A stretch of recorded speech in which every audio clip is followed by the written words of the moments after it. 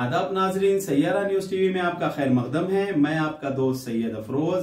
आइए देखते हैं कुछ खबरें। हमारे चैनल को लाइक करिए, शेयर करिए, सब्सक्राइब करिए। Khairatabad constituency BRS party working meeting Banjara hills के एक फंक्शन हॉल में खैरताबाद एमएलए दानम नागेंद्र की क़यादत में मुनक़िद की गई।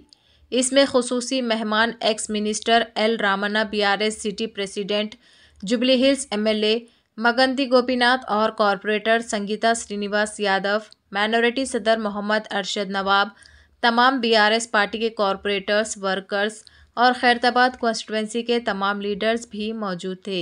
इस मौके पर दानम नागेंद्र एमएलए ने मीडिया से बात करते हुए तमाम तफसीलात बताई। బీజేపీకి గుణపాఠం చెప్తాం। ఈసారి గులాబీ జెండా సికింద్రాబాద్ పార్లమెంట్లో ఎగరేస్తాం। ఎందుకంటే ప్రజల్లో ఆ ఉత్సాహం ఎక్కడ కూడా నిరాశ లేదు।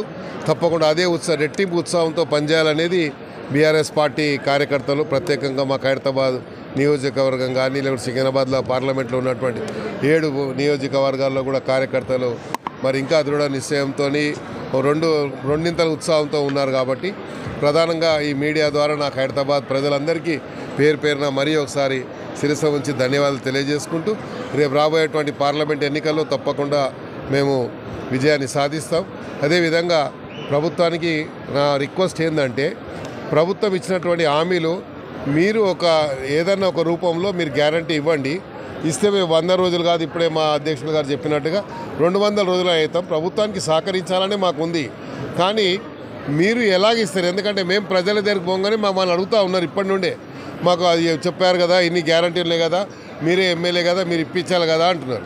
కానీ గైడ్ లైన్స్ వస్తే ఏం గైడ్ లైన్స్ ఇచ్చారో చెప్తే మేము ప్రజలకు చెప్పుకునే అవకాశం ఉంటుంది। ఆ గైడ్ లైన్స్లో ఏముందో తెలియదు కాబట్టి మాకే పూర్తిగా దాని మీద అవగాహన లేదు, మేము ప్రజలకు ఏం చెప్తాం? కాబట్టి ప్రభుత్వంకి మేము సహకరించడానికి సిద్ధంగా ఉన్నాం। ప్రభుత్వము మరి నిజంగా ఈ కార్యక్రమాలు అమలు చేయాలి అంటే ప్రజలకు ఒక విశ్వాసాన్ని కల్పించాలి, ఒక కాన్ఫిడెన్స్ ఎంఫసైజ్ చేయాల్సిన అవసరం ఉంది। కాబట్టి చేస్తారని విశ్వాసం ఉంది। లేని పక్షంలో మా బాధ్యత మేము ప్రజలు కూడా అంటారు, మేమే అంటలేము కాదు, వాళ్ళే చెప్పారు, అరే కళ్యాణ లక్ష్మి చెక్కులు వచ్చాయి కాబట్టి మీటింగ్లు స్టార్ట్ చేయడం జరిగింది। ఈ సమావేశాలు నిర్వహించడం జరుగుతుంది। ఈ సమావేశాలు ఏంటంటే ఎలక్షన్స్ తర్వాత మరి ప్రతి కాన్స్టిట్యున్సీలో కూడా మొట్టమొదటి సమావేశం।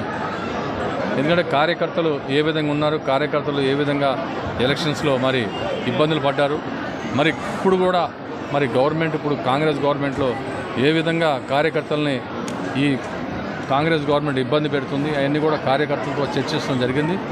చాలామంది కార్యకర్తలు కూడా చెప్పడం జరిగింది, మా మీద అనవసరంగా తప్పుడు కేసులు పెడుతున్నారు, మమ్మల్ని చాలా ఇబ్బంది పెడుతున్నారు ఈ కాంగ్రెస్ ప్రభుత్వం వచ్చిన తర్వాత। గతంలో మనం 10 ఏళ్ళు అధికారులు ఉన్నప్పుడు ఎవరిని కూడా ఇట్లాంటి కార్యక్రమాలు మేము ఎప్పుడు చేయలేదు। ఖైరతాబాద్ కాన్స్టిట్యూన్సీలో అందరం కూడా కలుపుకొని పోయాం మేము, ఇప్పుడు కూడా ఎవరిని ఇబ్బంది పెట్టలేదు। కానీ ఇప్పుడు టోటల్గా మేము అధికారులు ఉన్నామని చెప్పేసి తప్పుడు వాగ్దానాలతో వాళ్ళ ఈ అధికారం రావటం జరిగింది।